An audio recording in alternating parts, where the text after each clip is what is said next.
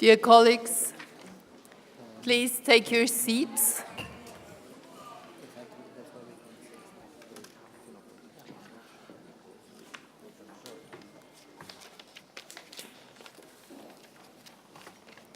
So we can start our meeting. I would like to ask you first to adopt the agenda for this meeting, which is as circulated. No objection, so the agenda is adopted. I was asked to give you some technical hint. Please turn off your microphones after your interventions and do not speak too close to the microphones. Thank you. Dear colleagues, dear friends, welcome to Andorra again. It's a pleasure to see you here all for this 16th autumn meeting of the OSCE Parliamentary Assembly.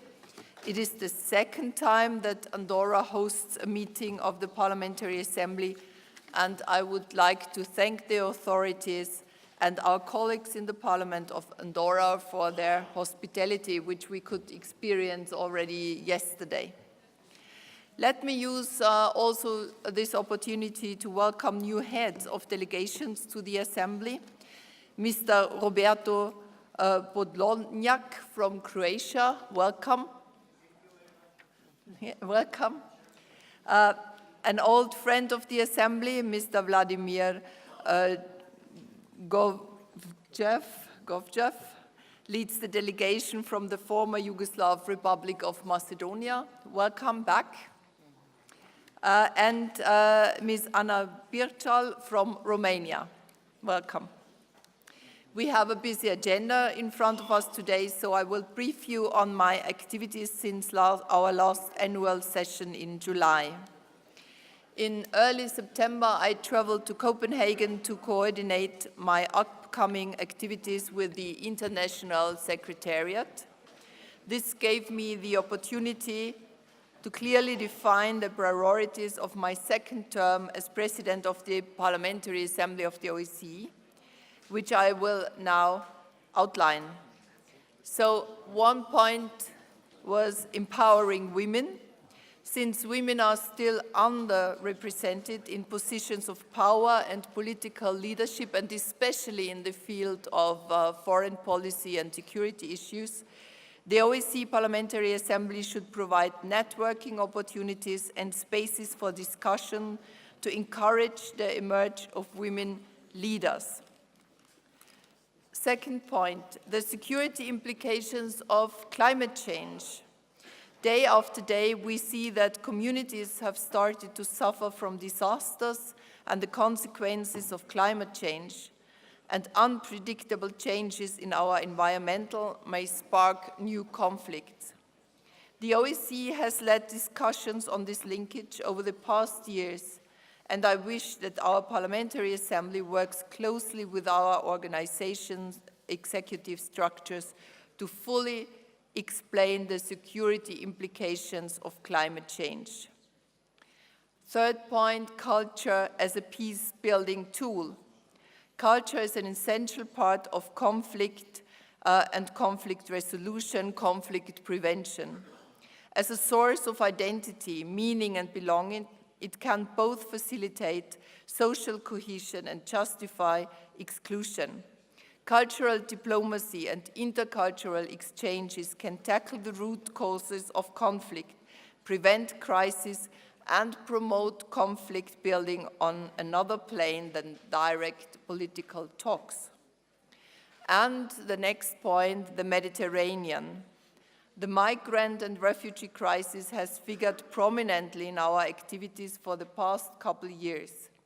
I will encourage our Parliamentary Assembly to work closely with our Mediterranean partners for cooperation, as well as regional organizations such as the Parliamentary Assembly of the Mediterranean and the Union for the Mediterranean, to tackle the joint challenges faced by both shores of the Mediterranean Sea.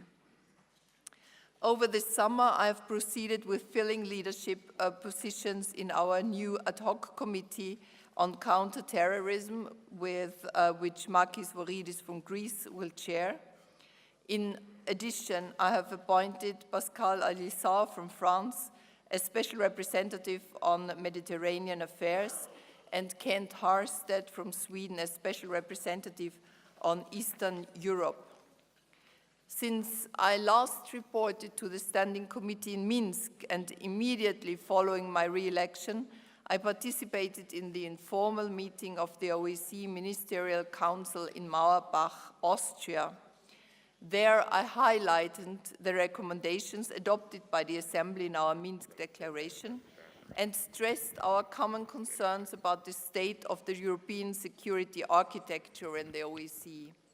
I underlined that the Parliamentary Assembly is an ideal place for free and extensive dialogue to take place. In late August, I undertook a week-long visit to Central Asia to reaffirm the OSCE Parliamentary Assembly's engagement in this region. In Astana, I met with Kazakhstan's leadership and participated in the 62nd Bagwash Conference on Science and World Affairs to stress the PA's commitment to nuclear safety, non-proliferation, and disarmament. I traveled to Uzbekistan to highlight the value of intercultural exchanges in promoting stability and security in the OSCE area. Last month, I conducted the first of a series of visits to the South Caucasus. In Baku, I emphasized the urgency of advancing the Nagorno-Karabakh peace process, stressing that a failure to do so would continue to take an unacceptable human toll and undermine peace, stability, and economic development in the region as a whole. I also spoke about the value of intercultural and interreligious exchanges as complementary confidence-building measures in conflict resolution, and addressed other pressing issues such as election observations and human rights. I plan to conduct similar visits to Armenia and Georgia in the coming month to underline the OSCE-PA's continued engagement in this region. Some 2 weeks ago, I visited Morocco for discussions focused on common challenges including migration, terrorism, and climate change.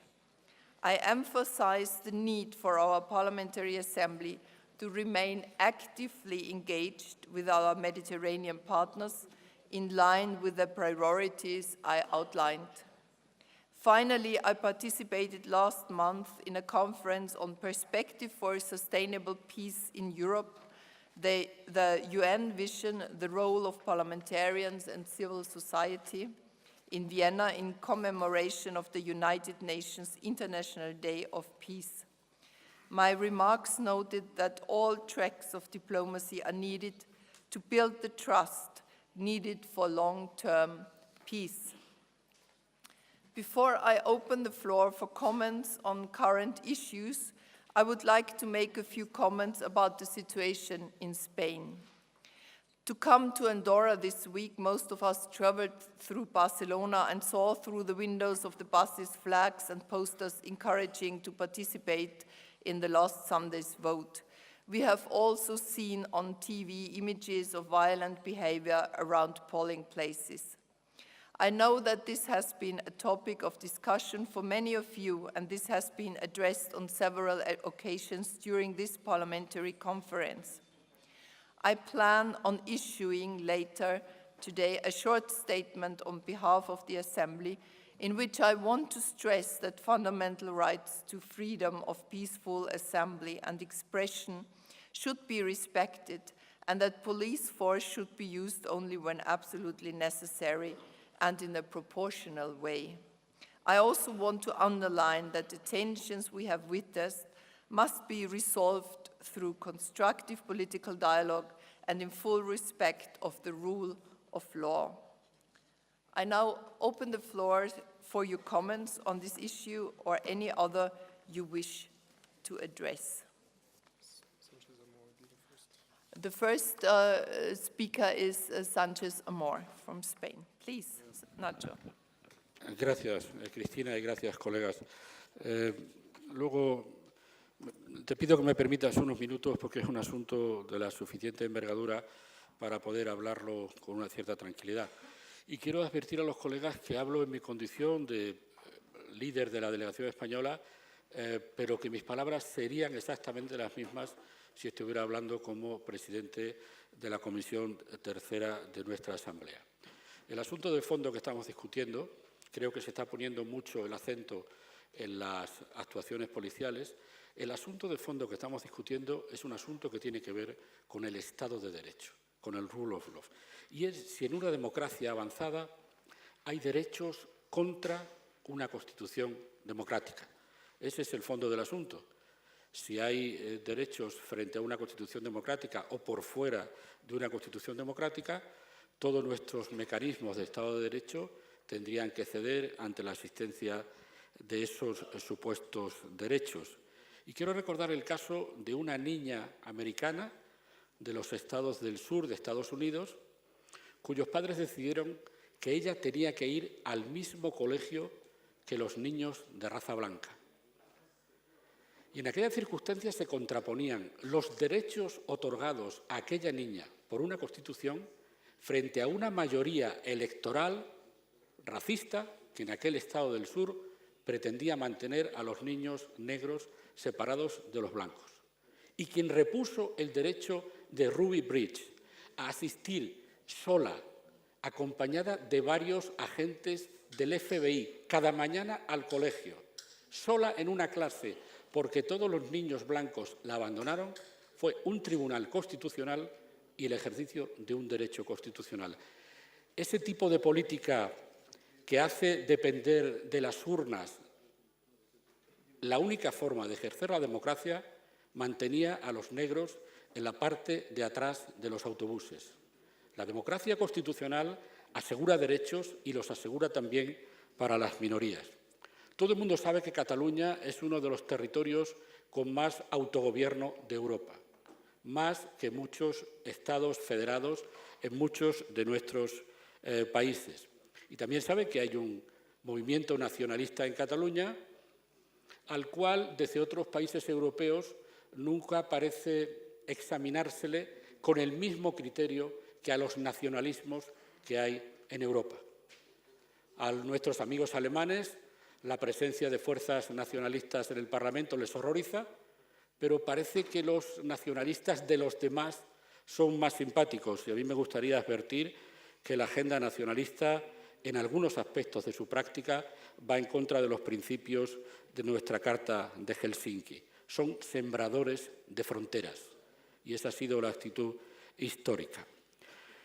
No existe un derecho de autodeterminación en una democracia madura en la que no han existido situaciones coloniales y en la que no hay ninguna discriminación, yo diría al contrario, de una parte del territorio por ser esa parte. No existe un derecho de determinación de Cataluña, como yo entiendo que no existe un derecho de determinación de Escocia, ni de Bretaña, ni de Córcega, ni de la Padania, ni de Transilvania, ni de la región húngara en Serbia. Como comencemos este camino, queridos amigos, como organización de seguridad vamos a tener una agenda bastante repleta de conflictos.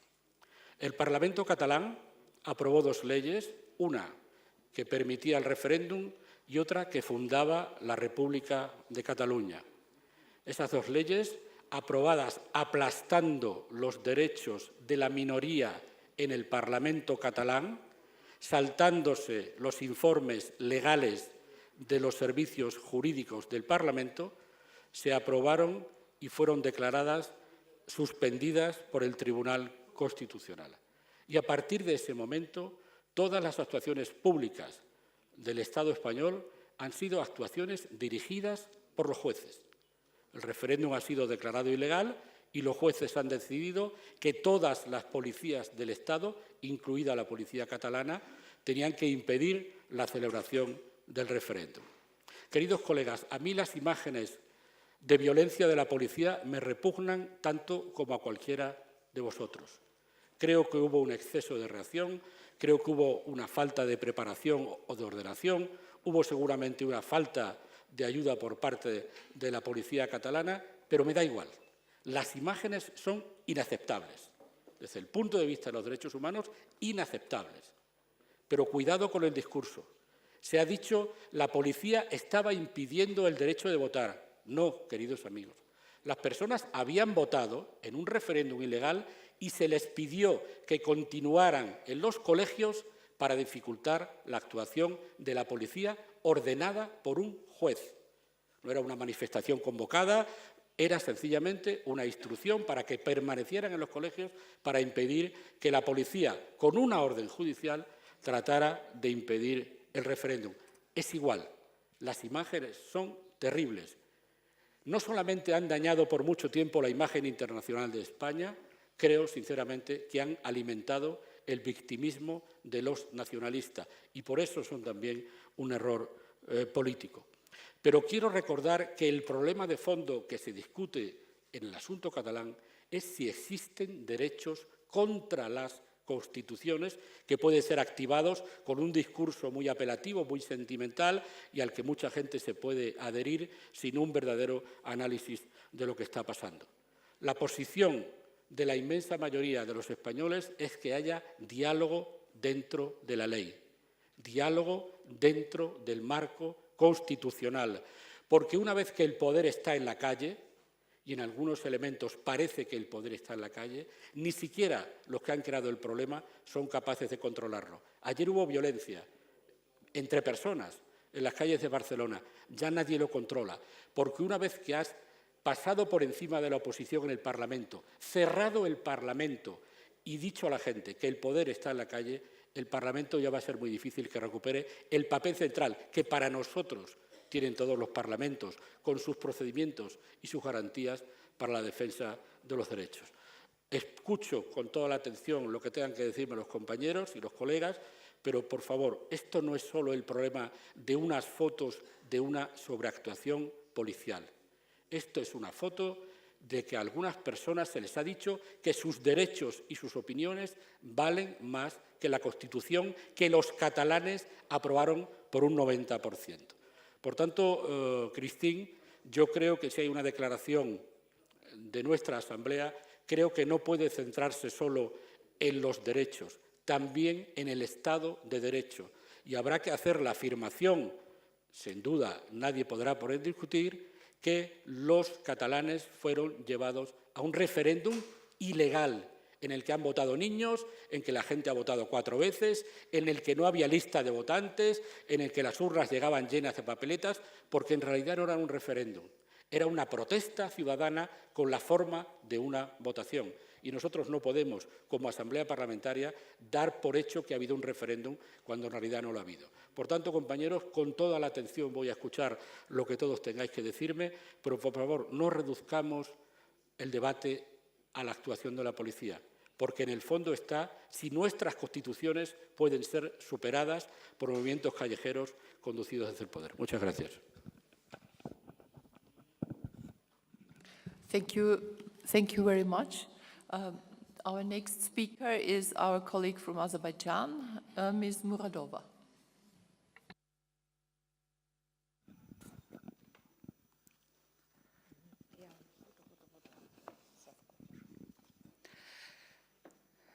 Уважаемый председатель, дорогие коллеги, прежде всего позвольте выразить благодарность организаторам осенней сессии, которые в столь трудный момент для региона успешно провели ее в прекрасной Андорре. Обсуждение столь значимых тем сессий, таких как кибербезопасность, изменение климата, содействие образования и другие, безусловно, внесут определенную лепту в разрешение глобальных вызовов человечества. За эти 2 дня мы прослушали прекрасные презентации основных докладчиков, которые открыли нам новое восприятие возможных последствий развития, иногда ведущих к непредсказуемым изменениям в нашей жизни и сознании. И, наверное, тема содействия образованию как гарантии стабильности, которая будет обсуждаться завтра, внесет и свои коррективы. Ведь доступ к развитию идет через образование, И именно оно должно научить нас, как предостеречь себя от возможных последствий того же прогресса. Хотелось бы поблагодарить, госпожа Мутина, вас за вашу плодотворную деятельность. В целом, мы прослушали ваш отчет, из которого видно, что после Минской сессии вы были вовлечены в очень сложную и ответственную работу, столь сложную в плане международных отношений время. Эти визиты, встречи, охватившие широкую траекторию, несомненно, внесут вклад в укрепление взаимного сотрудничества между государствами и членами Ассамблеи, создав тем самым благоприятную основу для партнерства. Особо отмечу ваш визит в начале сентября этого года в Азербайджан, встречи с должностными лицами нашей страны и в парламенте, которые были очень плодотворными в плане создания новых перспектив для сотрудничества между парламентской ассамблеей и нашей страной. Мы высоко ценим открытость, госпожа Мутина, вашу любым инициативам, направленным на создание новых площадок для диалога в рамках ассамблеи. К примеру, отмечу инициированную моим коллегой, вице-президентом ассамблеи господином Азаевым Гулиевым группу поддержки шелковому пути. Как вы знаете, в нее уже вошли 20 государств-членов. Как раз сегодня утром состоялось первое после создания в Минске заседание этой группы. Мы приняли рабочие документы группы, обсудили план дальнейших действий. Для информации отмечу, что достигнута договоренность провести следующую встречу в Азербайджане, в Баку. Считаю, что это хорошее достижение нашей совместной деятельности, основанной на новых идеях и инициативах. Пользуясь случаем, хочу поздравить и поблагодарить, конечно, коллегу Гулиева. Я как руководитель национальной делегации и представитель принимающей стороны хочу заверить вас в том, что мы сделаем все возможное для успешного проведения этого мероприятия группы, деятельность которой заложит основы для превращения когда-то воспринимающегося как легенда шелкового пути в реальность. Спасибо за внимание.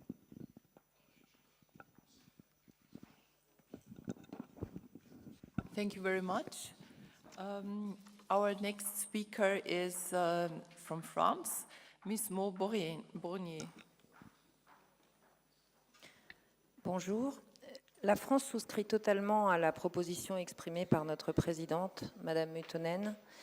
Emmanuel Macron, notre président, l'a également rappelé dans son allocution. Le référendum était illégal. Il ne s'agit pas de faire de sentimentalisme.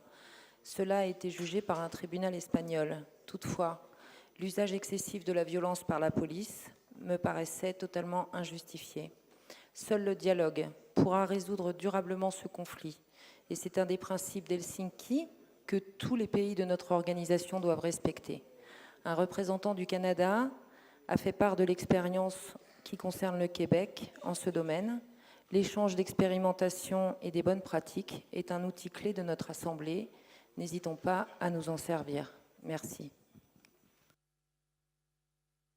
Thank you very much. Next speaker is from Italy, Mr. Compagna.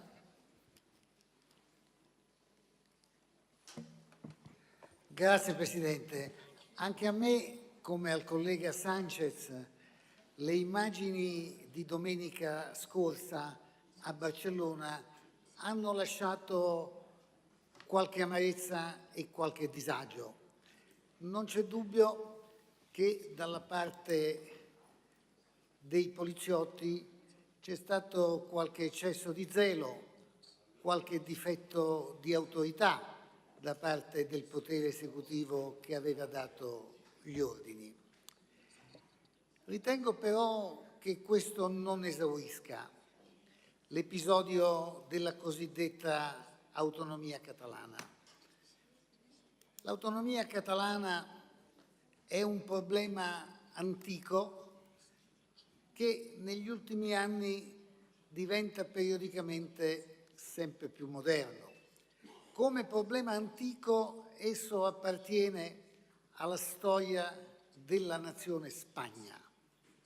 Se come problema moderno c'è una questione di identità per cui i catalani non si sentono più spagnoli e da parte della Spagna non si può che guardare con sospetto ai loro continui rilanci di maggiore autonomia, io credo che questo si debba concludere con molta responsabilità. Io ho criticato alcune forme di intervento della polizia, però ho avuto dentro di me una sensazione peggiore, che c'era chi si augurasse che grazie a quel cattivo comportamento gli incidenti fossero sempre di più, sempre più gravi.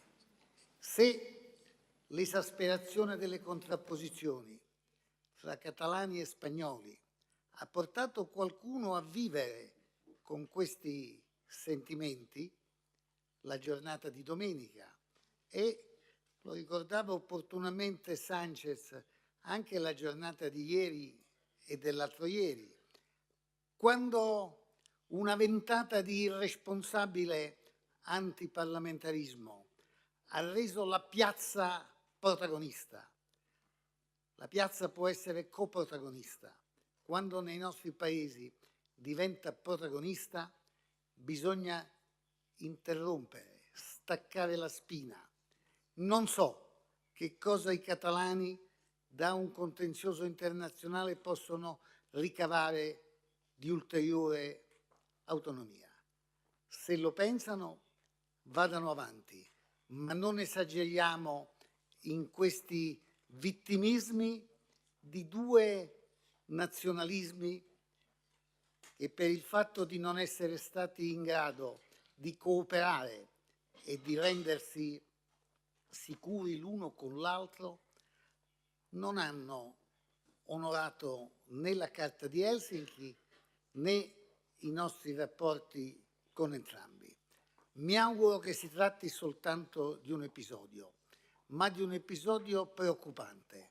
Se la partita di ping pong dovesse continuare, sarebbe una brutta partita. Grazie.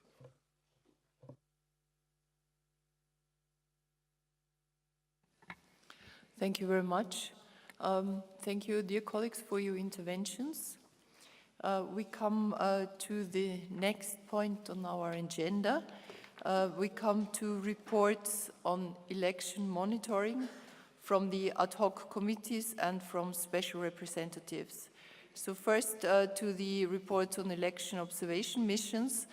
Our Parliamentary Assembly observed elections in Germany for the first time a short time ago.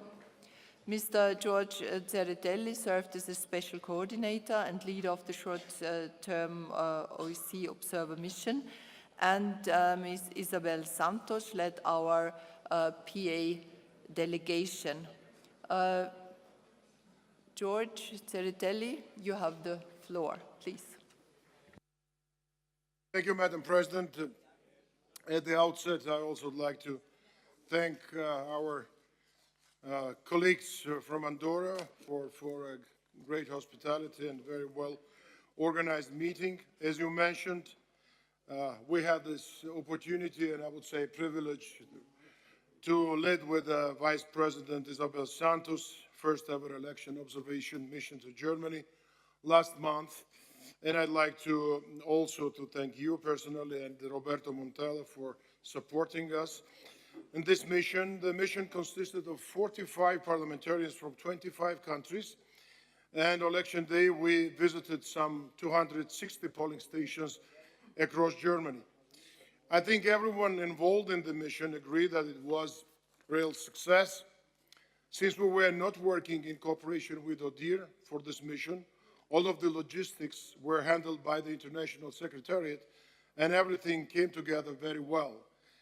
The whole team in Copenhagen and Vienna deserve a lot of credit for pulling together such a successful mission. I would like to thank the German delegation to the OSCPA for the advice and assistance that they provided. And also I'd like to congratulate newly elected our members and of course, to express our gratitude to all our colleagues who left after elections in Germany.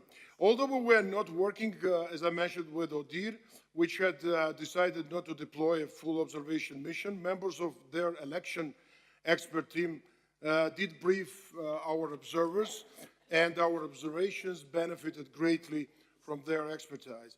We were very well received by the German authorities at all levels and had an excellent briefing program for 2 days before deploying based on our interactions with election stakeholders, experts, administrators, and voters. Our mission concluded that elections were a strong demonstration of the country's commitment to democratic processes. Highly competitive and well-run, the elections were an opportunity for voters to express their choice in a process that benefited from broad trust among society. With more than 4,800 candidates running and numerous strong political parties, the elections provided an opportunity for voters to freely express their will, and the efficiency and professionalism of the election administration contributed to a high level of public confidence in the overall integrity of the electoral process. We did note, however, that in Germany, as in many of our countries, there is a changing political culture and new challenges such as cyber attacks, sharper rhetoric, and increased polarization are concerning threats for the society. As far as our document, the final statement, is distributed and circulated among the members, I would like not to go in the details and not to present everything. We also had some recommendations based on meetings and with experts, of course, concerning some financial reporting system and deciding over the fines and so on. And we also got the promises from the authorities that it will be considered later on. I'd like to mention just a few points and I will then conclude. Women representation. Women represented slightly less from 30% of candidates, but played a prominent role in leadership positions in the party campaigns. While many parties have internal quotas to promote gender balance, consideration in the future of legal mechanisms should promote greater balance in politics. So that said, our observers noted that faith in the elections process is so strong in Germany that political parties typically do not feel the need to have any representatives in the polling stations, which is a widely used mechanism in many of our countries. All in all, Germany demonstrated that it remains firmly committed to democracy, which sends a strong message of stability to the whole Osce region and beyond. We appreciated the cooperation we received from all our interlocutors, already mentioned political parties, NGOs, election administrations, and experts who helped enrich our observers. Also to say that we also very much appreciated very warm welcome of Chancellor Angela Merkel. We met her at the polling station and had a very, very good, short but good conversation. Once again, I would like to thank the German government and the German people for their hospitality and to once again offer our congratulations on a well-run, free and fair elections. Thank you very much. Thank you. Thank you very much. Dear colleagues, please note that our Assembly will observe the presidential election in Kyrgyzstan on the 15th of October. Mr. Guliyev will serve as a special coordinator and leader of the short-term OSCE observer mission, and Mr. Gerasimov will lead the OSCE PA delegation. I will now ask chairs of ad hoc committees and working groups to report on their activities.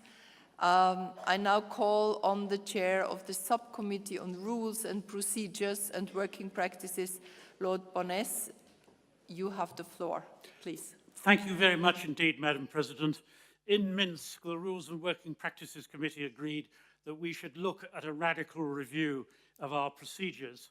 And in response to their request, I've produced a paper entitled Time for Change, ? It seeks to highlight the problems we have with time to give proper consideration to important reports from special committees, special representatives and election monitoring missions.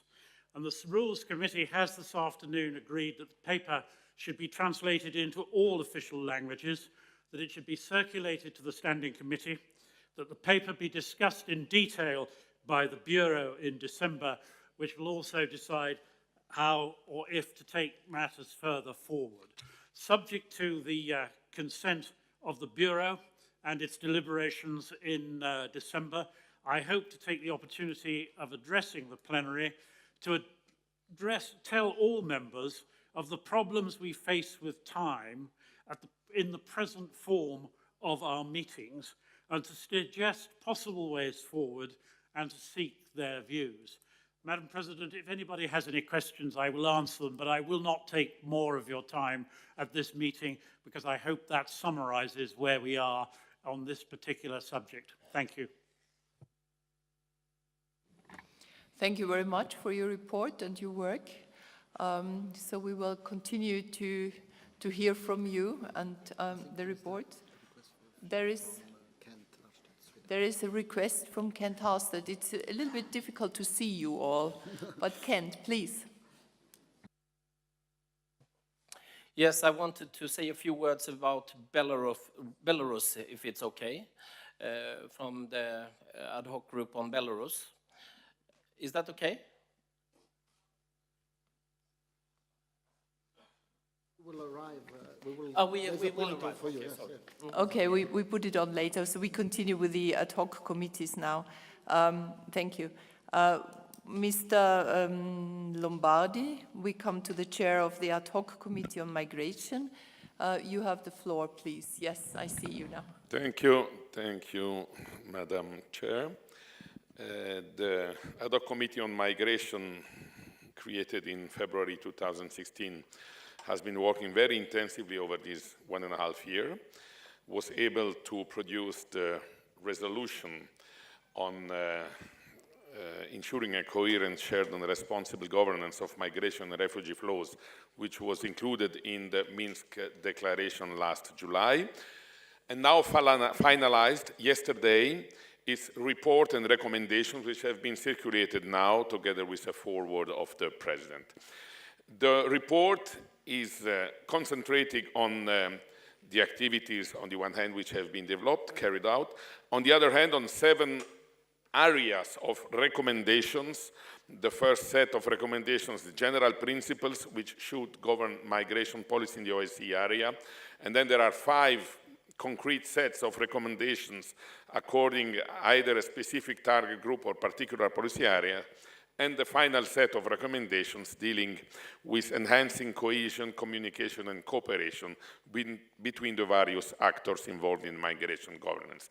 This report is now finalized and it will be circulated, it will be also publicly announced at the end of our Andorra meeting. So it is a fruit of the Andorra session, let's say so. But it is a picture of the situation at the end of July 2017 when it was drafted. The situation, of course, develops continuously and rapidly. We have seen in the last weeks, in the last months, especially in the Mediterranean area, that there are very quick developments. So the committee is willing to go on to monitor the development of the situation, to produce further reports, recommendations, draft resolutions, and really the committee is willing to continue this function. We have now 22 members, and we want not only to be a bridge between the OSCE Parliamentary Assembly and the OSCE Ministerial level, but also with other international players and our own parliaments. I think we are convinced that if we are not able to bring a number of recommendations and proposals to our own national parliaments, our work will just remain in the air, theoretically, but not practically implemented. The second level we are willing to work in the coming weeks and months is really to bring the results of our work to the ministerial level of OSCE. So there are a number of meetings taking place. The OSCE Mediterranean Conference in Palermo in 2 weeks' time, where our Vice President Marietta Tidei will report and include the conclusions of our report on migration issues. Personally, I intend to participate in the joint IPU-PAM conference on mass migration from Africa to Europe in November in Valletta, and then to present our committee's recommendations to the OSCE Permanent Council meeting on 23rd of November in Vienna. Furthermore, we are starting the program of next year's activities, and our committee will resume at the end of this standing committee later this afternoon in order to finalize the program for 2018. I thank you for your attention and for the confidence you gave to this ad hoc committee and its willingness to implement in a very concrete field of responsibility the values of.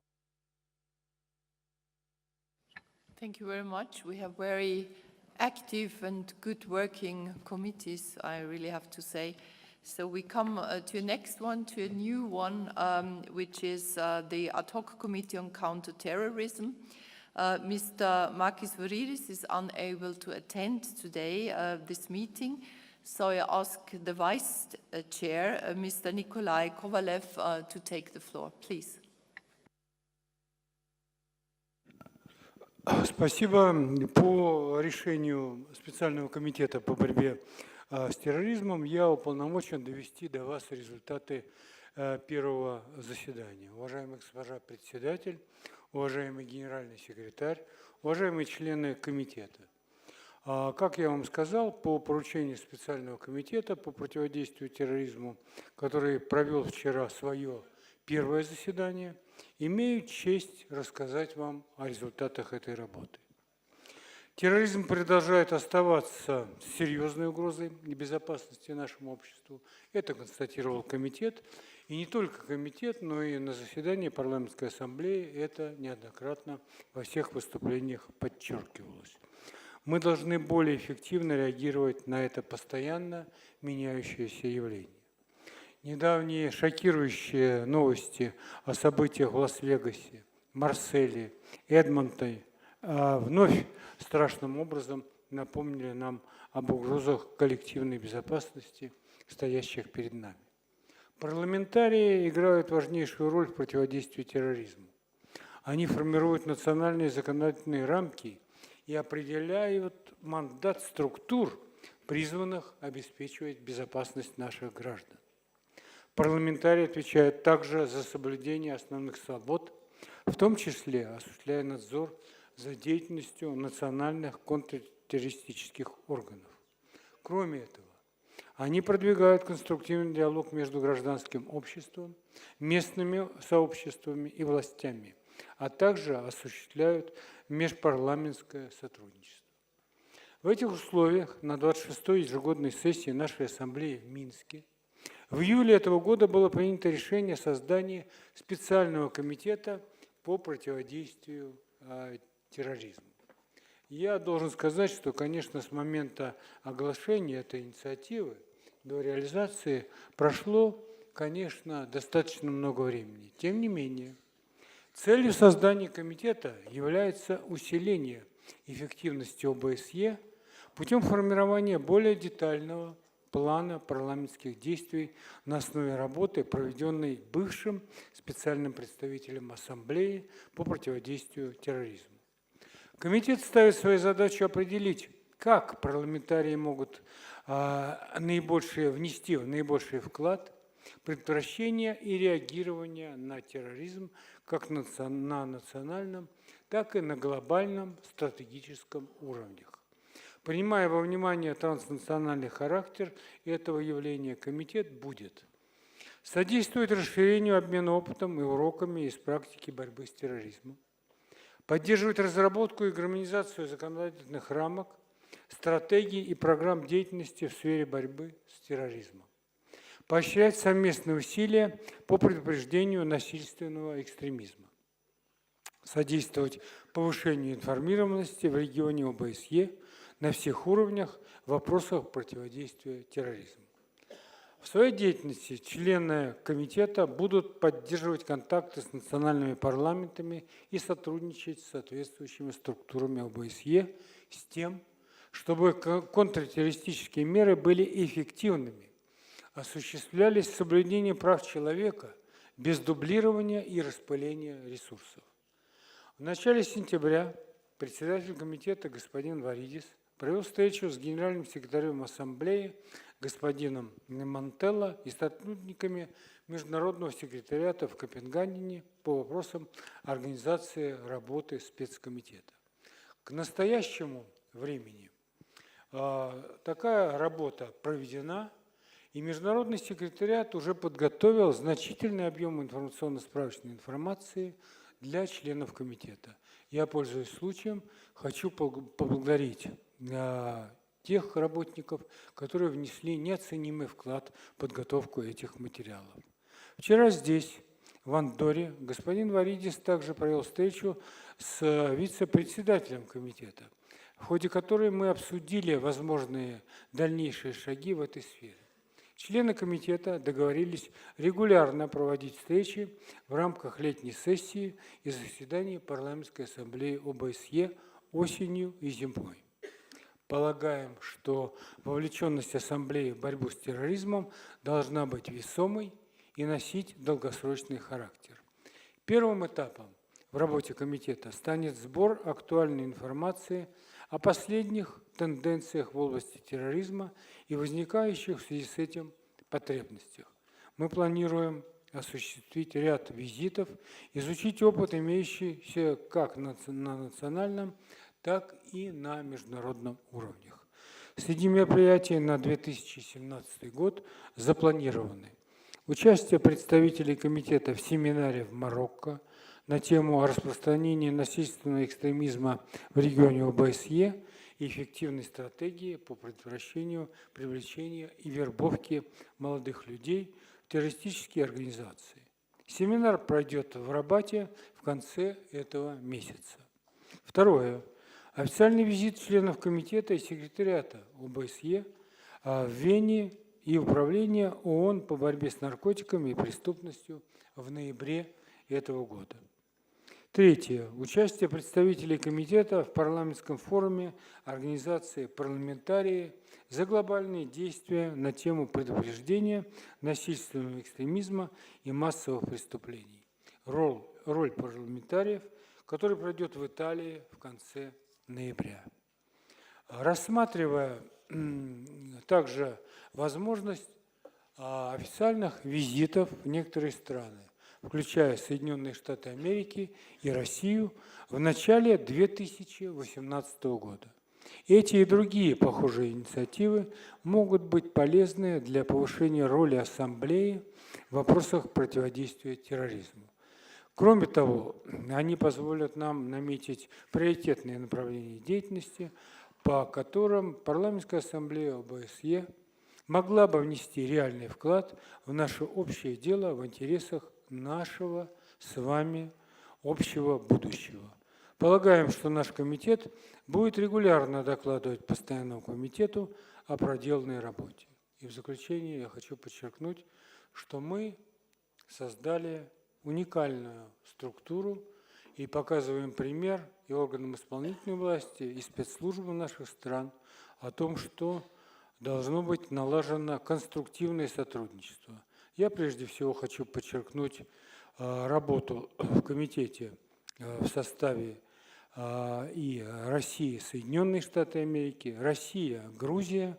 Это очень положительный эффект. Невзирая на политические разногласия, которые, безусловно, существуют, профессионалы в области борьбы с терроризмом должны работать бок о бок, сплотив свои усилия. Я благодарю эти страны руководителей парламентов и тех, кто входит в специальный комитет по борьбе с терроризмом, за конструктивную позицию и конструктивный диалог. Спасибо руководству Парламентской ассамблеи ОБСЕ, которое показывает пример подобного рода сотрудничества. Я желаю всем успехов, потому что мы действуем в интересах наших граждан. Спасибо.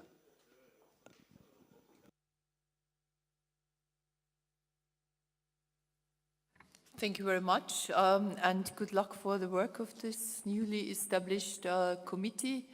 You have a lot of work on your agenda, so all the best. I will now ask special representatives to report on their activities. Please note that I strongly encourage all special representatives to regularly report on their activities in writing, so we can all follow their work closely without the time limitations imposed by the length of the Standing Committee meetings. We come now to the Special Representative on Mediation, our President Emeritus, Ilkka Kanerva. Please, you have the floor. Thank you, Madam President. Dear colleagues, actually this issue is how to enhance mediation capabilities within the OSCE-PA and how to strengthen interparliamentary support to the joint OSCE mediation processes. Actually, we have three main priorities in my mind, and the first one is, of course, to strengthening the PA own mediation capabilities. The second one, enhancing the PA's cooperation with the relevant OSCE structures as well as other international organizations dealing with mediation. Thirdly, following developments in the international security situation, especially as regards protected and emerging conflicts in the OSCE area. During this reporting period, I focused on liaising with the relevant OSCE structures in issues concerning mediation and conflict cycle.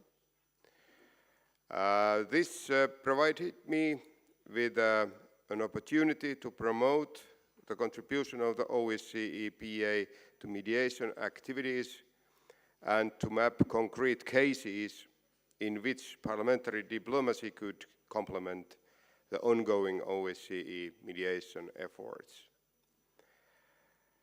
I should say that now we are on the right way and we are in the good speed with the objective to strengthen the cooperation between the PA and relevant OSCE structures, as well as to enhance, exchange views on how the PA can support the priority areas of the work of the OSCE. In Vienna, a couple of weeks ago, I have had discussions with the OSCE chairmanship, the Office of the OSCE Secretary General, the OSCE Secretariat, as well as the governmental side of the OSCE. We touch upon conflicts such as Ukraine and Moldova, and in addition, ideas on strengthening the mediation capabilities of the PA were exchanged. I'm currently assessing a feasibility of an idea to set up a mediation standby team in the OSCE Parliamentary Assembly. Let me also express my appreciation to the Assembly for adopting the resolution on promoting gender inclusive and responsible mediation as a part of Minsk Declaration. I encourage all of us to bring the points of the resolution into practice. I would also like to conclude by thanking the leadership of the Parliamentary Assembly and the Secretariat, both in Copenhagen and Vienna, for your invaluable support. Also, my special thanks to the OSCE PA Vienna Liaison Office for supporting the organizing my visit to Vienna a couple of weeks ago.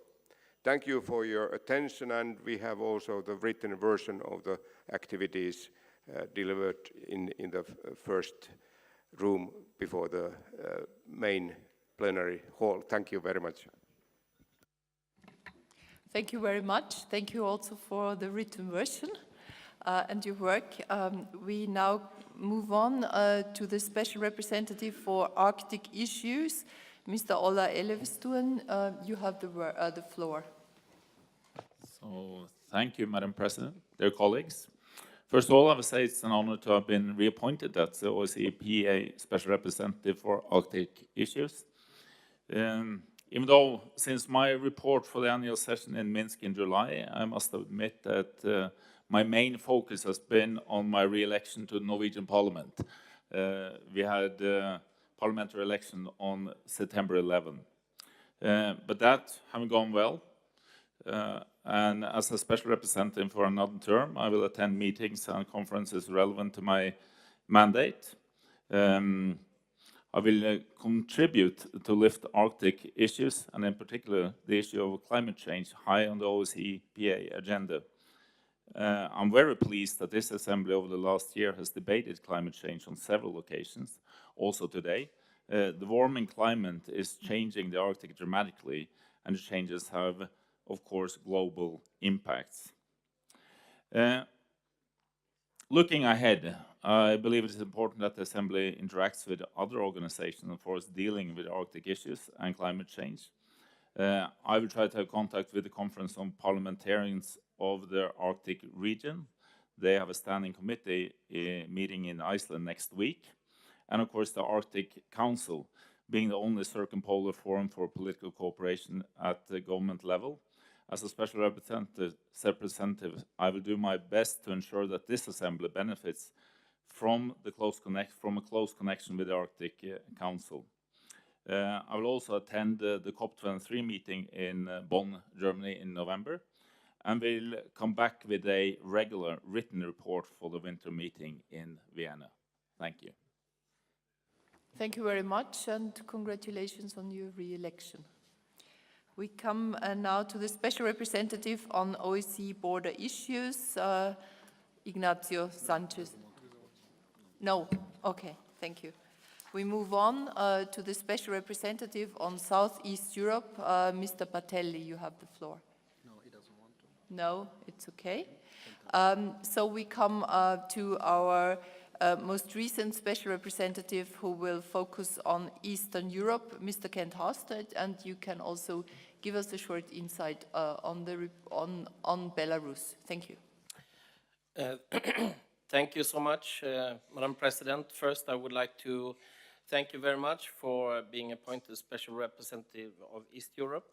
However, I would like to do a follow-up report about the summer session in Minsk, because I think there was several good things happening during that summer session. The Belarusian government side actually held their promise and actually let people come to the summer session as they promised.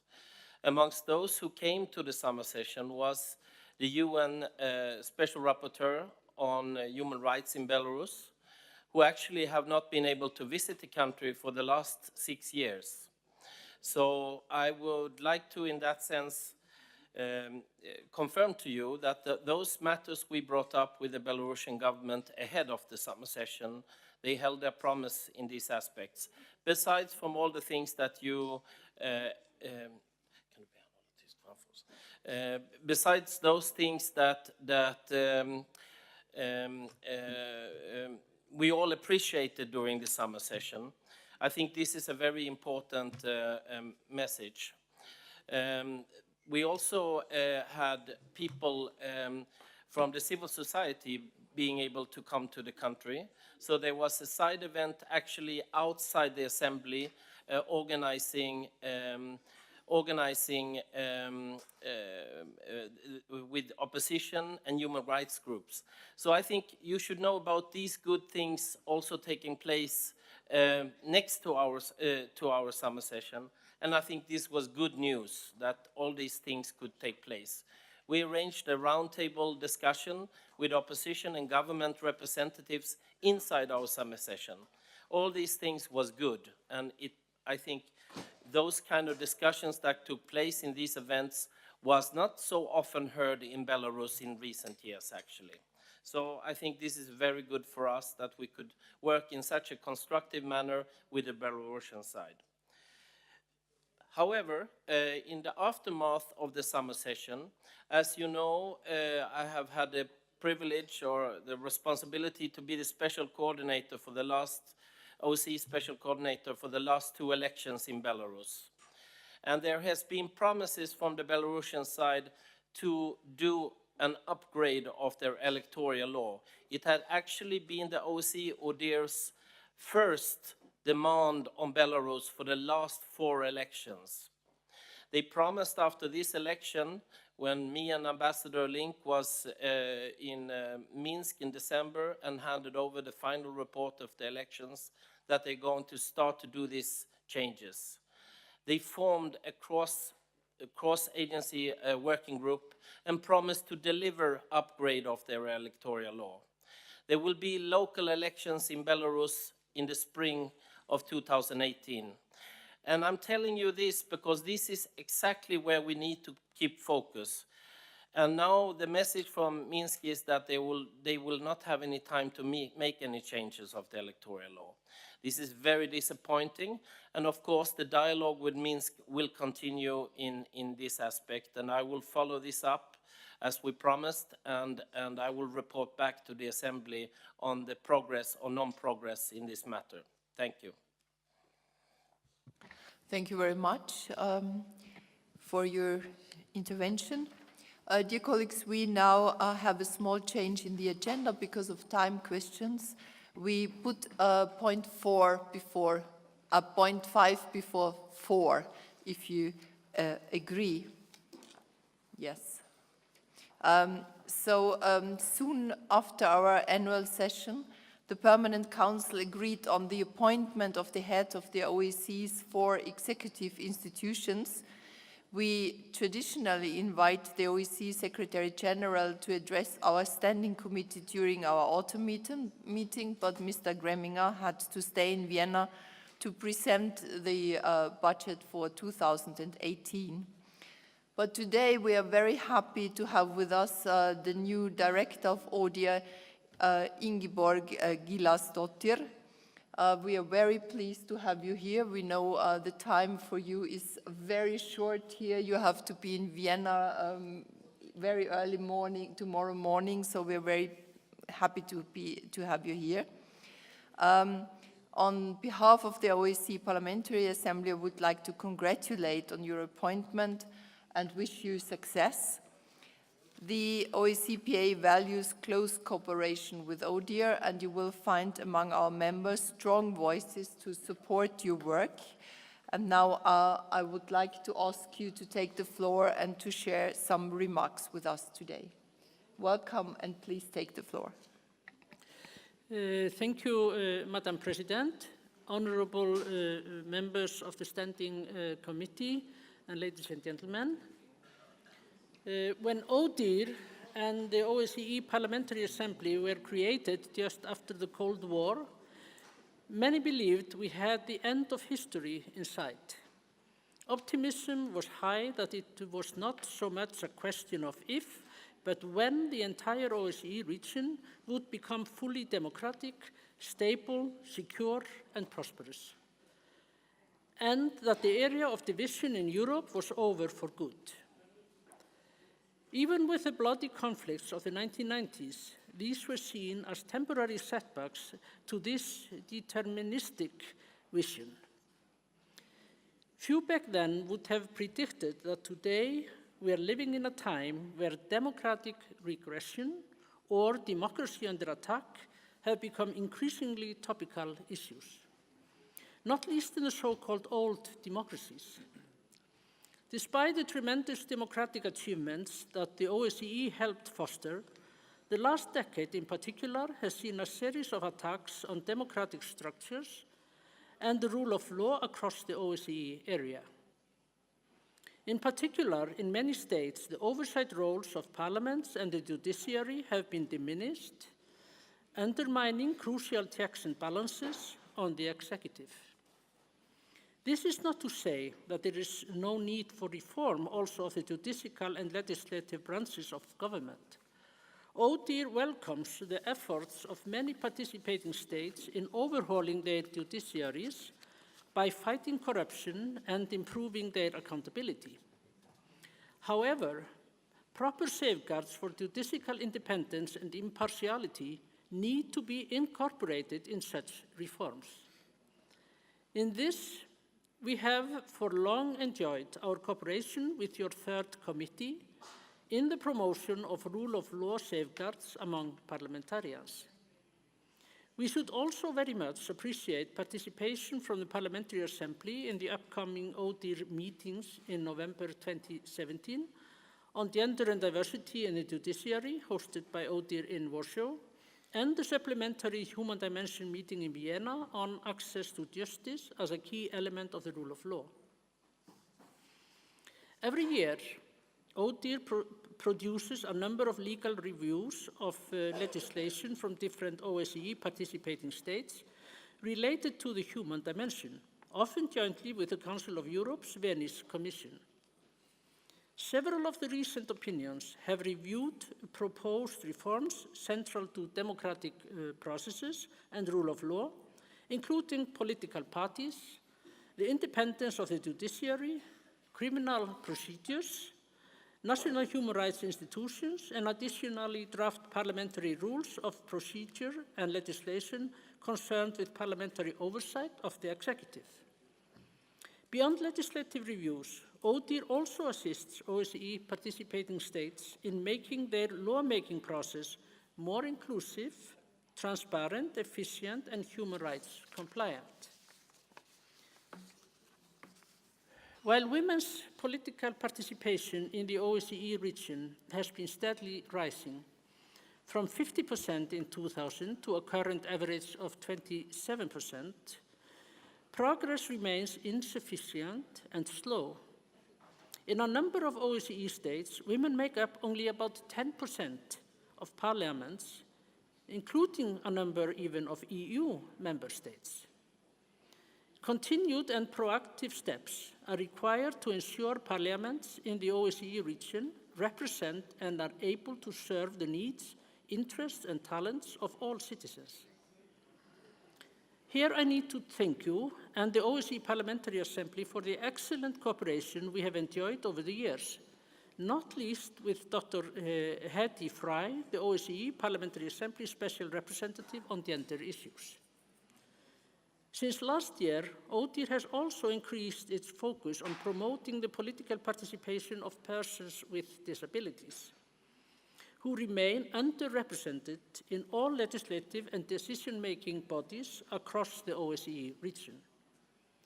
On this note, ODIHR yesterday held a side event here at your meeting to increase awareness and discuss what practical measures could contribute to more inclusive, accessible, and representative parliaments. ODIHR's work on migration and migrant integration includes efforts to promote civic and political participation of migrants, established as a success factor for integration, and also based on the Parliamentary Assembly's report on the migration crisis in the OSCE area towards greater OSCE engagement.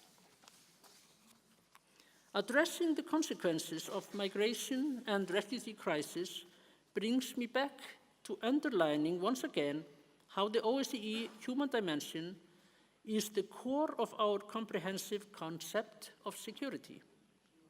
It is not some zero-sum game between human rights and democracy on one hand and security on the other. Or, as we still sometimes hear, we cannot afford human rights because of the security situation. This is not the case. Not only OSCE decisions, but also evidence firmly point to the opposite relation. No state can afford not to protect and promote human rights and fundamental freedoms if they want long-term stability and security. Parliamentarians play a crucial role in upholding this human dimension of security while exercising the legislative function and oversight role of the executive. As elected bodies, they also represent the citizenry security interests being invested with the role of building the normative framework of security while protecting human rights. ODIHR has a long history of engaging with national parliaments with regard to the integration of a gender-sensitive and human rights compliant perspective. The 2008 Gender and Security Sector Toolkit has paid specific attention to the role that parliaments can play in approving, rejecting, or proposing amendments to security policies and defense laws. ODIHR is now embarking, together with the Geneva Center for the Democratic Control of Armed Forces, DCAF, and UN Women, in the update and revision of the tool, which will entail consultation with the OSCE Parliamentary Assembly and with national parliaments. Parliamentarians can also be very effective advocates of freedom of religion or belief in ensuring that legislation respects this universal right in all its dimensions, both regarding individual, collective, and institutional. In this regard, there are several very promising initiatives bringing together parliamentarians to work for freedom of religion and belief, such as all-party parliamentary group on freedom of religion or belief in the UK, the European Parliament Intergroup on Freedom of Religion and Belief and Religious Tolerance, and the International Platform of Parliamentarians on Freedom of Religion and Belief. Such initiatives should be further encouraged because we all need to double our efforts and cooperate more closely in combating the increase we have seen in bias-motivated crimes or hate crimes, as we call them. Ladies and gentlemen, it has been said before, but needs repeating. Hate crimes are message crimes. They are meant to send message to the community that their kind are not wanted here. That is why a strong political response is necessary. The clear message that hate crimes are intolerable must come from criminal justice actors such as police and prosecutors in the first instance, but parliamentarians have an important role to play in amplifying such clear and unequivocal condemnation. While hate crimes are indeed crimes with a biased motivation and a primary responsibility for law enforcement, I believe, as a former politician myself, that parliamentarians have a special and primary responsibility for preventing an enabling environment by robustly speaking out against hate speech. Furthermore, parliamentarians are uniquely placed when it comes to bringing the issue of minority communities, racism, and xenophobia to the forefront. Parliamentarians can and do play a critical role in communicating with minority communities and serving as their voice in the parliaments and other political venues, and where I believe ODIHR can also be of help. For instance, ODIHR's new toolkit on the security of Jewish communities addresses the role that parliamentarians can play in speaking out when an anti-Semitic incident occurs, supporting strong legislative responses to anti-Semitism and giving visibility to the issue. The same applies to the increasing tendency among some politicians to use anti-Roma discourse as a tool in promoting a populist agenda focused on scapegoating Roma. Contrary to that, political leaders and policymakers should stand at the front line of speaking firmly against any manifestation of discrimination, racism, hate crimes, and violence against Roma and Sinti. I personally believe that closer cooperation between ODIHR and the Parliamentary Assembly in the prevention of and fight against all forms of intolerance and discrimination is both necessary and important.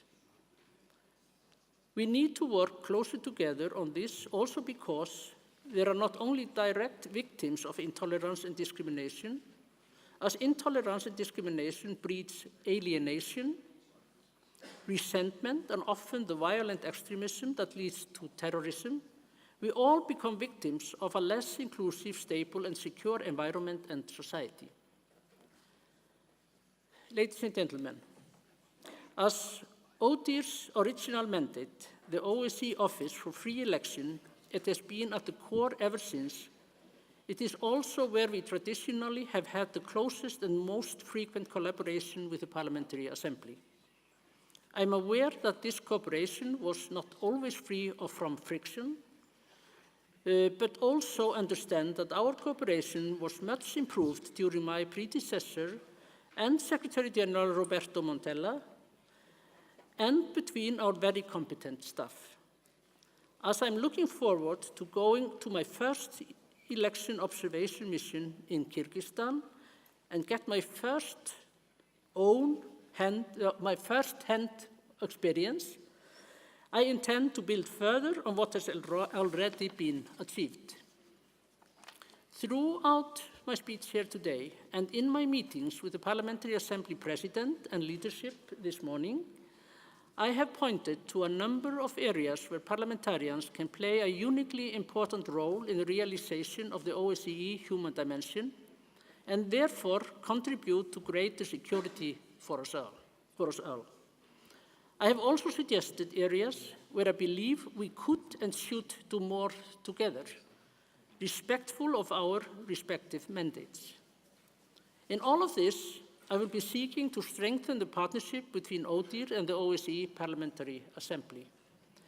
And whether in observing elections, promoting gender, or combating intolerance and discrimination, the OSCE Parliamentary Assembly will find a partner in me. Thank you. Thank you.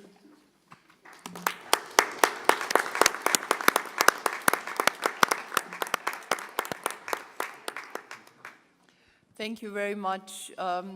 We stand ready to work continuously close with you and your team, as we had done the last years, and we look forward to it. Good luck with your work.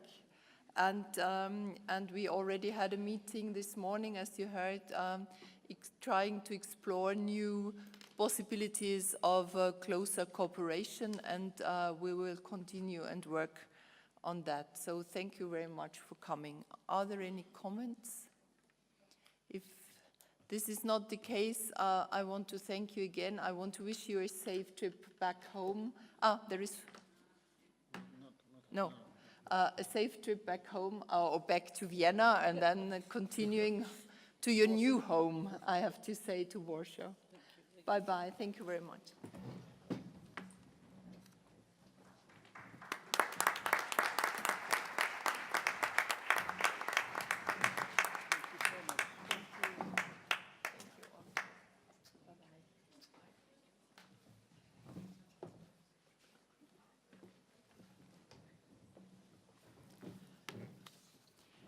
Dear colleagues, we come now to the next point, which is the report of the Treasurer of the OSCE Parliamentary Assembly, Ms. Doris Barnett. And Doris, I want to congratulate you also on being here with us. We are very glad.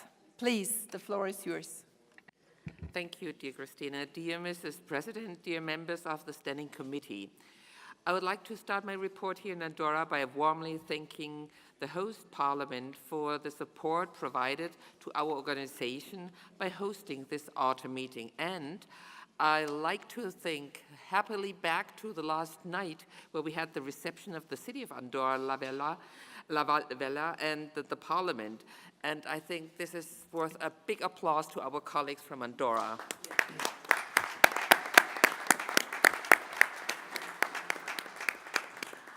My gratitude also goes to those members of parliament that have hosted and will host assembly meetings and events.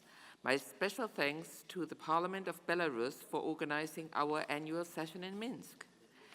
The Assembly functions in an extremely cost-effective way, as you know, but we need to continuous support and solidarity of national delegations to ensure that the Assembly can continue its program and activities and meetings. I call on those delegations that have not yet hosted a meeting of the Assembly to do it, please, soon. We need the support of our parliaments to ensure the continuity of our work by hosting our meetings. I welcome the invitation of my own parliament and Kyrgyzstan for the coming up meetings in 2018. Dear colleagues, let me be brief. I'm pleased to report to the Standing Committee that the finances of the OSCE Parliamentary Assembly continue to be in good order, and I thank the Standing Committee for the unanimously support the budget I proposed for the financial year that began just 3 days ago on October 1st. Our independent external auditor in Copenhagen will soon start working on the audit for the fiscal year 2016-17. I will be able to report to the Bureau in Hamburg and to this committee in Vienna in our winter meeting. Dear Mr. President, I would also like to take this opportunity to thank once again the Danish Parliament for its important financial contribution in providing for our offices in Copenhagen and assisting with the payment for the technical equipment. I'm also very grateful to the Austrian government, which provides assistance for our liaison office in Vienna. And I'm also warmly thankful to the Italian government that will hold the OSCE chairmanship next year for seconding 2 staff persons in our headquarters in Copenhagen and Vienna. We will soon hear from our Secretary General, but let me underline my support for the ongoing reform being carried out in the Secretariat to modernize and potentially restructure the budget to better reflect and current realities of our organization. The leadership of the Assembly endorsed in Minsk the new financial rules and regulations proposed by the Secretary General that enhance our financial management, ensuring full transparency and accountability. In this note, and looking forward to the report, let me conclude by thanking the Secretary General Montella and, of course, Gustavo Palares and our Secretariat for the effective way they manage our finances. Thank you.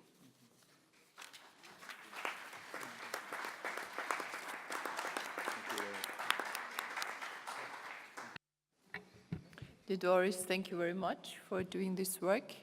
For us, are there any comments? Yes, Azai, Azerbaijan, please. Thank you very much, Madam President. I'd like to make some comment on our financial state, and of course, I do appreciate the work that has been done by our friend Doris Barnett as a treasurer and also secretariat, Gustava, of course, the Secretary General of Assembly, Roberto Montella. First, this is very transparent and a very clear and a very open accountability, which is needed, and we will, of course, support all these things. But I want to come back again and again to the previous issues. The issue of increasing membership fee of the member countries. We have been talking about that for many years, but unfortunately didn't come into some conclusion due to some less of consensus. But we have to find some solution for that. As a parliamentary assembly, we need a lot. We need to deploy the parliamentary missions. We need to observe the elections. We need to represent the assembly at different forums, levels. We need to carry out some projects, programs. We need to organize some events. But of course, in order to do that and fully utilize the capacity of the assembly, we really need some financial support. But I don't want to come back again to just draw your attention to the figure that, to the number that the member countries are paying for. And I have some concrete suggestion. Maybe it will work out. What is the suggestion? What is the proposal? I think maybe it could be helpful to create some working group under the auspices of the Treasury to work out, to elaborate some concrete proposals. If it is necessary to change or to amend our rules of procedure, we can go, we should go. If it is necessary to talk to the head of the delegations about the consensus, we should do that. But of course, we should have in somehow some solution for the financial state of the Assembly. If we will remain like that or live like that, I think it is not the thing that we just should concentrate our focus on do that. I am not even don't want to compare our budget with other assemblies, which is twice or less than our one. It is, you know, the number of the countries are twice less or maybe triple or 3 times less, but the budget 5 times more. So how we can explain? We are the organization who is in charge for security and cooperation. We are most, the important organization dealing with all the challenging issues. This is why I want to ask and call on our distinguished head of the delegations to think about that. To think about that if we don't have any agreement on percentage, or we can give some, at least something to increase in somehow. Maybe we can make some first step and they go ahead. So this is why Madam President and Madam Treasurer and Mr. Secretary General, it is just an idea, and I think that it could be somehow helpful to increase our financial possibility in order to, uphold our commitments, in order to, carry out our duties in appropriate manner. Thank you very much. Thank you very much. Any other comments? You want to say something? Darf ich in... Just a minute, sorry. Andorra, please. Oui, 2 minutes simplement pour vous remercier. Donc, je pense que si c'est un succès ou si ça a été un succès, c'est grâce à la participation de vous tous. Merci d'être là.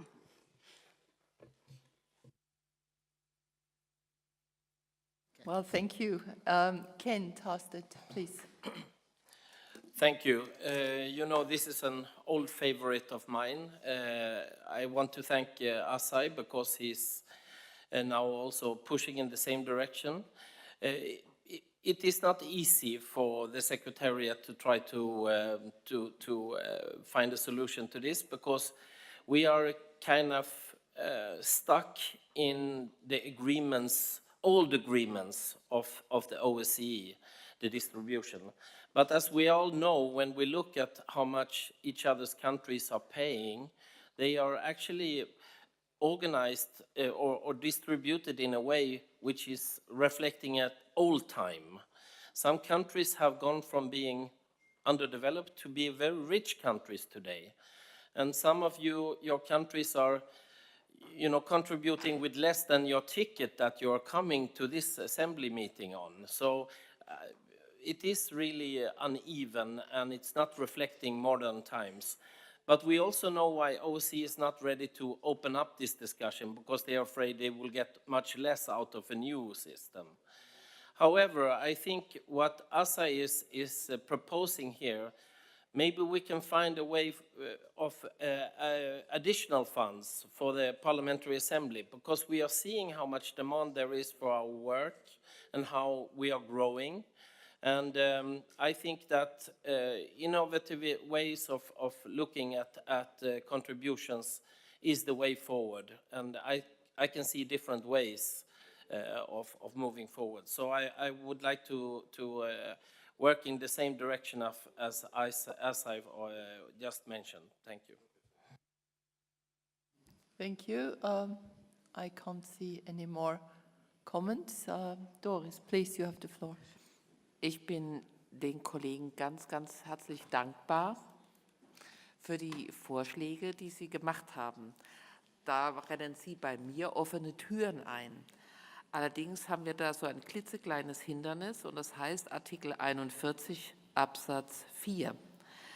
Da haben wir uns praktisch gebunden an die Beiträge der Nationalversammlung zur OSZE, denen wir ja folgen. Es wäre an der Zeit, immerhin ist die Fassung von 1992, wir sind jetzt 25 Jahre weiter, mal zu prüfen, ob wir hier nicht einen anderen Schlüssel überhaupt machen und vor allem auch eine andere Höhe insgesamt. Es ist ja lächerlich, das Volumen unseres Budgets. Und wir sind permanent ja Bittsteller für weitere Veranstaltungen. Wenn wir sagen, wir brauchen jetzt eine Ad-Hoc-Sitzung, wir brauchen mal ein Seminar aus der Reihe. Das können wir aus dem laufenden Budget gar nicht bezahlen. Und wir haben heute Morgen und auch gestern schon durch die verschiedenen Veranstaltungen doch festgestellt, wie groß unser Bedarf ist, uns zusammenzutun, um was zu erreichen. Ich freue mich, dass Deutschland es immer hinbekommt, jetzt nächstes Jahr dann zum 4. Mal ein Seminar in Leinsweiler auszurichten. Aber da können ja auch nicht alle kommen. Das ist auch nur eine begrenzte Zahl von Interessierten. Aber es hilft. Es wäre natürlich schön, wenn wir dann unabhängig wären von Zahlungen, die dann auch immer nach Kassenlage der jeweiligen Länder gemacht werden können oder nicht, sondern wenn wir wenn wir selbst festsetzen können, den Beitragssatz und dann auch entsprechend anheben könnten und nicht nur immer sagen, höchstens inflationsbereinigt, sondern unsere Leute, das sind alles internationale Angestellte, die haben ja auch andere Möglichkeiten, die wollen wir halten. Und ich möchte nicht zusehen, wie unsere guten Leute abwandern, weil andere Organisationen besser bezahlen können, nur weil wir uns selbst da einengen, indem wir uns an die seinerzeit, also vor 25 Jahren getroffenen Finanzregeln gebunden haben. Insoweit herzlich willkommen. Vielleicht können wir das am Rande einer der nächsten Sitzungen, vielleicht auch schon in Wien, dass wir uns mit ein paar Interessierten mal zusammensetzen und uns überlegen, wie wir das angehen können. Herzlichen Dank für den Vorschlag. Bin ganz bei dir. Danke. Dankeschön. Thank you very much. Dear colleagues, we move on to the next point, which is the report of the Secretary General. Roberto Montella, please, Roberto, you have the floor. Thank you very much, Madam President, dear members of the Standing Committee. I've distributed the report. I think it's already on your table, so I will not go too much into the details of the report. I will highlight a few aspects of it. But let me start, like everybody else has done, by thanking our hosts, the Andorra Parliament. This is not a formal thank you. Normally, at the beginning or at the end of these meetings, we thank our hosts. But this time, you've done really an extraordinary job in also coping with the difficult situation that we had yesterday with the blockade in Barcelona. You've managed to fly people to Toulouse and then bus them here. So a warm thank you to you, because you have really gone beyond the hospitality, but really making an extra effort. Thank you very much.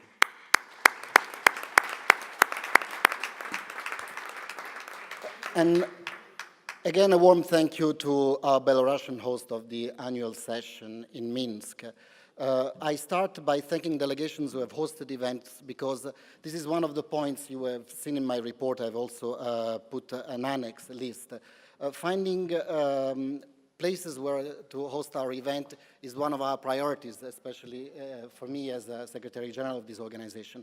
We need to secure locations to have our meetings. We are okay until 2019, but from September 2019, we have to find volunteers who will host our annual session and our autumn meeting. I know it's a great ask from some countries. Some countries have hosted twice the events, but I hope that in the months to come, some of you will come forward. We are not like the Council of Europe, who has an hemicycle and they host their meetings there. We count on parliaments and on delegations to host our events to be still in business.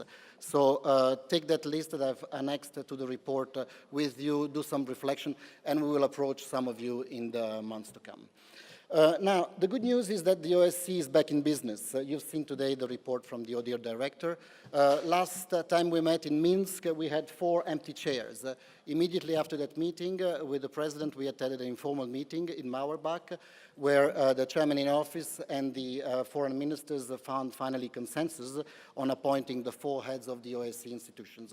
We now have partners with which we can work. We have a new Secretary General with whom I've already met. We've had excellent discussions. We've had, of course, an excellent discussion with the ODIHR director. I've also met the new head of the freedom of the media and the new High Commissioner for National Minorities, the former Secretary General Alberto Zanier. With them, of course, we have established very good cooperation and very good personal contacts. One thing I've always underlined is that this cooperation is now beyond the simple cordiality or friendship that we can have with the other OSCE institutions. We have to have a cooperation focused on what is the purpose of this cooperation. And the focus is always on the end users of this product, the people of the OSCE countries. So our cooperation is not a simple cordiality and exchange of good educational niceties. I think this is news also because in the past this was not the case, but I think now we are in a moment where we need to move beyond that and focus on what we can deliver through this cooperation. So a cooperation based on the end users. The Secretary General normally should report on the status of the Parliamentary Assembly, on its Secretariat. I can say that both on the political front and on the internal administrative front, we are in great shape. On the political front, I'm happy to say that we are on target on all the main issues of the political agenda. On migration, we have established a committee last year. You have heard from the report we have a lot of activities. I would like to commend President Lombardi for his activity, but all the members of the committee, because they've been on the ground, they've met the people, they've come up with an excellent report which will be, I think, officially presented at the end of this meeting and distributed to all the foreign ministers and speakers of parliament on Monday with a letter from the president of the committee. So thank you very much for the work of the Migration Committee. I would like to thank also the Standing Committee for establishing in Minsk a committee on the fight against terrorism and for appointing Mikis Voridis to head this committee. We will try to follow the path of the Migration Committee in terms of the activities that they have established. They had a first meeting yesterday, and you've heard from Mr. Kovalov the outcome of this meeting today. I would also like to thank Mr. Kovalov for his activity as a special representative on the anti-terrorism before. He has given up that position. He's now a deputy of the Committee on Terrorism. But as he said, there is a great spirit of cooperation within the members of the committee, and we hope that this committee will also, beside dealing, of course, with the issue of terrorism, will also create a kind of special atmosphere within the members, because there are members, of course, who have different opinions on other agendas of the OSCE. So it will be also a test of kind of confidence-building measures between members of the committee. On the Mediterranean, we have appointed a new special representative, and we are present there. We are present also with a strong cooperation with the Parliamentary Assembly of the Mediterranean. We heard yesterday from the President of the Parliamentary Assembly of the Mediterranean. We will have an important meeting in Valletta with the PAM, and this is the occasion for us to contribute to the UN Global Compact.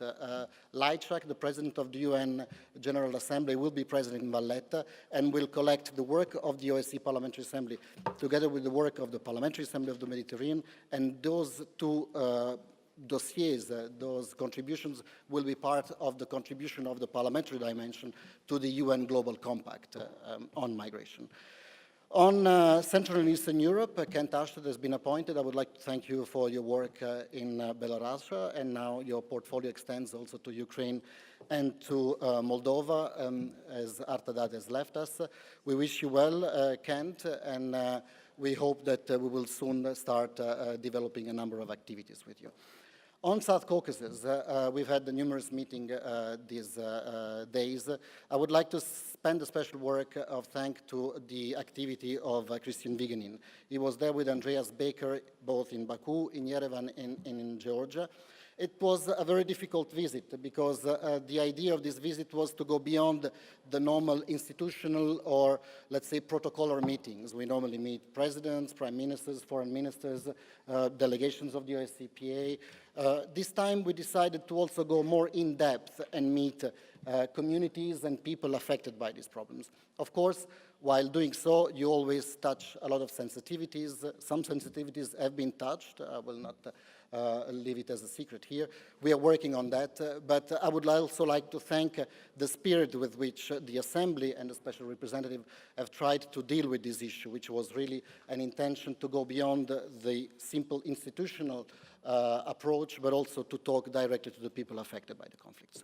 Roberto Battelli on Southeast Europe is probably the highest authority in Southeast Europe of the international community.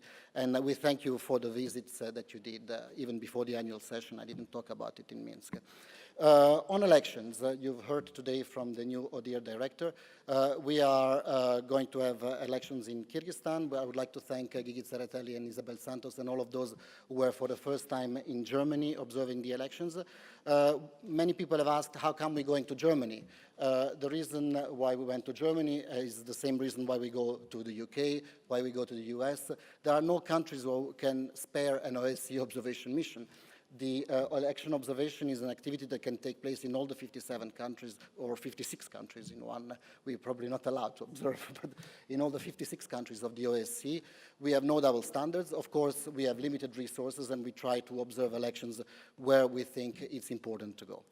The election cooperation with the ODIHR is excellent. You've heard it today from the director. We intend to continue these meetings with Secretary Generals also of the NATO Parliamentary Assembly, of the European Parliament, and of the Parliamentary Assembly of the Council of Europe, together with the ODIHR, to reinforce also our internal dynamics and the way we organize election observations on the ground. On the internal front of the International Secretariat, the Standing Committee in Minsk adopted a new set of rules, financial rules and regulations. We were already abiding those rules before, but now they are in force since the 1st of October. Since the 1st of October, we've also hired a new Chief of Administration and Fund, who is the person who will be in charge of overseeing this rule and ensure that we strictly adhere to the rules that the Assembly has given itself. It's rules that allow also for the necessary flexibility. We are a small organization, we are a small secretariat, but it brings in more transparency, more accountability, and it helps us manage better the resources that you are giving to us. In conclusion, Madam President, I would like to say just a warm word of thanks to the members. I really enjoy, and probably this is part of the job that I enjoy the most, is the personal rapport that I've built with many of you. So thank you very much for showing me personal sympathies, but also for coming to me with your concerns, with your ideas, with problems or things that you would like us to implement in the Secretariat. I'm very forthcoming and welcoming you coming to me directly. Of course, all of this work is not possible without the work of the International Secretariat and its staff, and here I thank all my colleagues of the staff for the great work that they do, and I think they deserve a round of applause. And in Minsk, you remember we had a moment when we also thanked some of the members or secretaries of delegations who have spent at least 25 years in the Assembly. In Minsk, our dear friend from Cyprus, Ariana, was not present, so I would like you to come here, and we will have a moment to thank you for 25 years in the Assembly, and then I will have one more remark to conclude, please.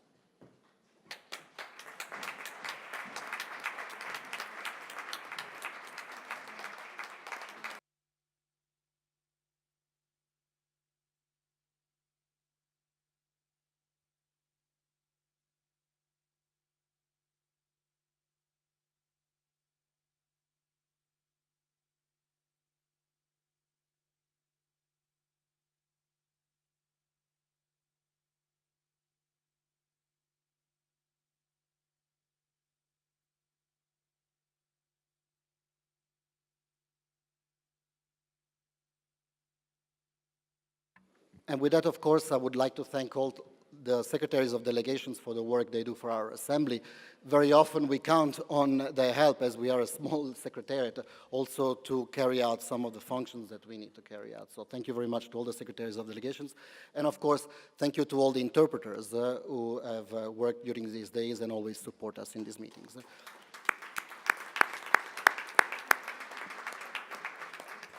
And in conclusion, Madam President, I would like to thank you personally for your engagement in our Assembly. You have, in the last month, been extremely active, although you have an important election appointment back at home. But I would like to thank you for your commitment and for putting a lot of effort also in this very heated moment of the campaign. So thank you very much for your personal appointment, and we look forward to working with you in the second part of your term. Thank you very much.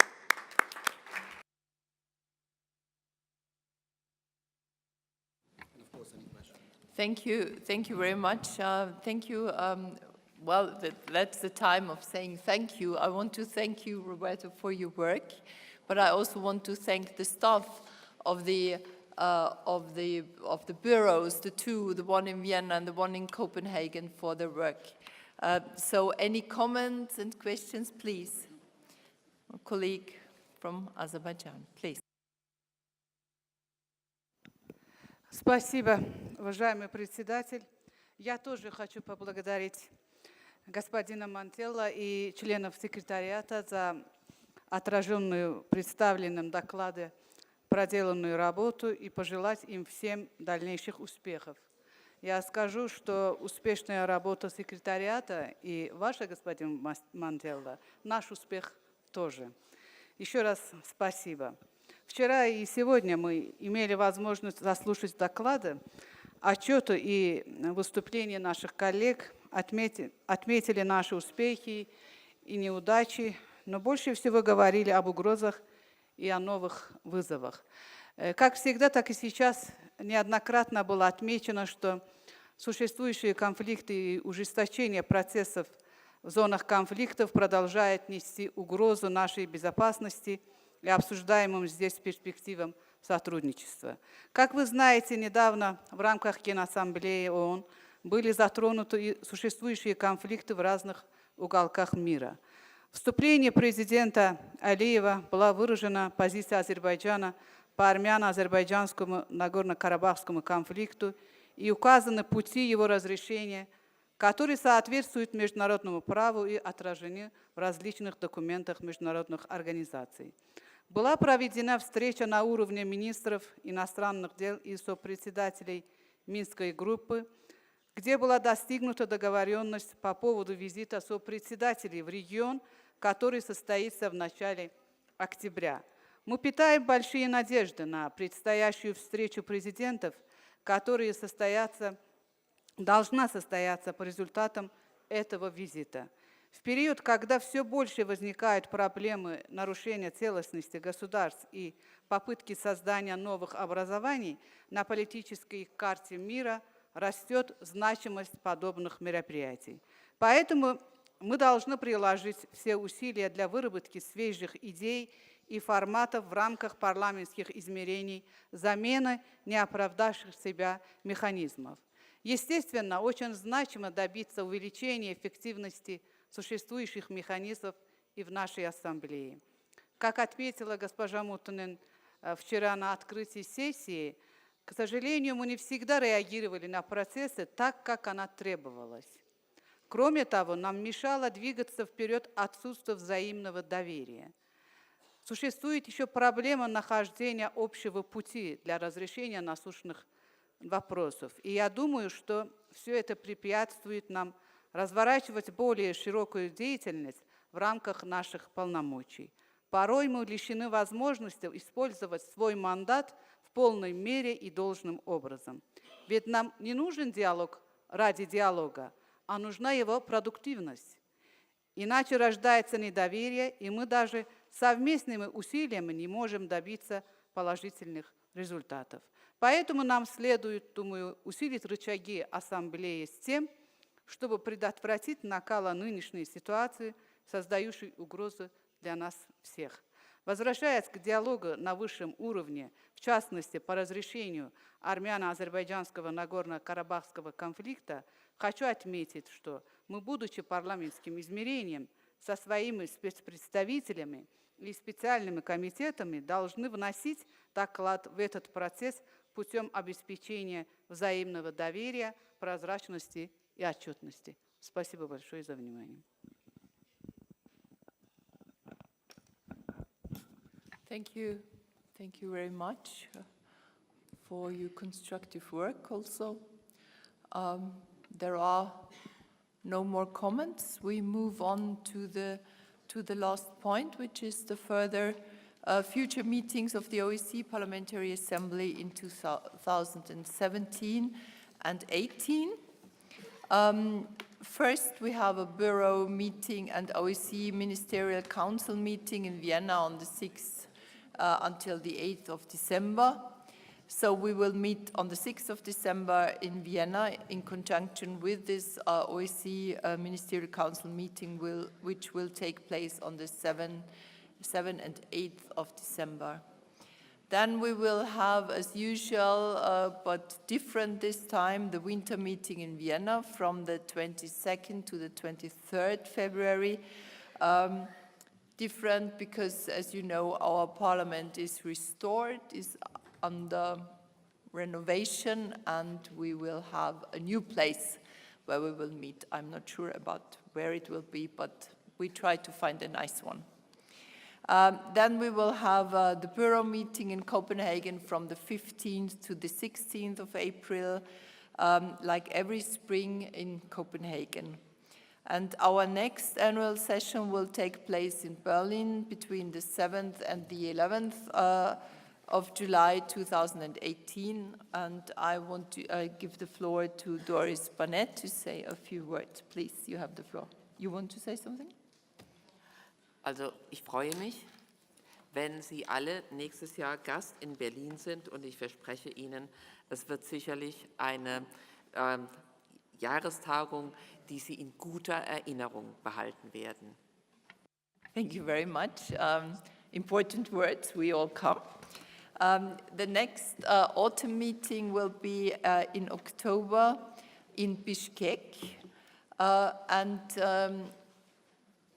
I don't see, nobody asking for the floor. So now we come to another point which is always raised at the end of our meetings. As our treasurer, Doris Barnett, noted, hosting the Assembly's meetings and events is one of the ways national delegations can contribute to supporting our work. I received today an invitation from the Speaker of the Chamber of Deputies of Luxembourg to host our annual session in 2019. I note that agreement, yes, this, I think it's an applause.